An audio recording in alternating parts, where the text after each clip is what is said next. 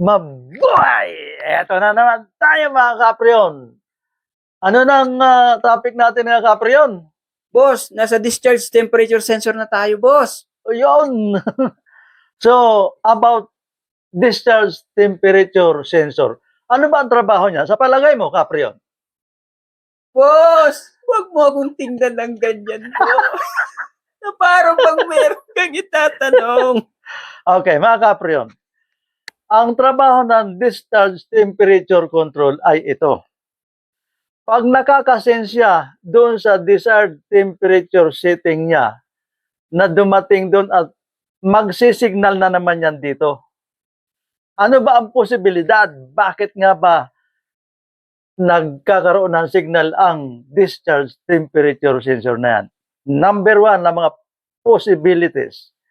Either yung condenser mo madumi, ha? Pangalawa, either yung condenser motor mo ay hindi umiikot o kaya umiikot man, mabagal.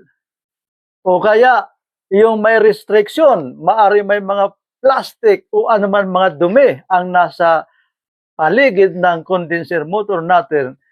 Yan ang magkukos ng overheating.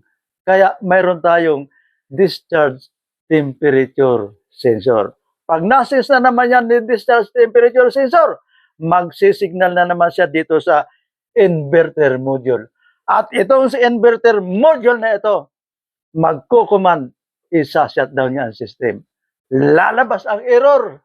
Depende sa design ng circuit ng inibran.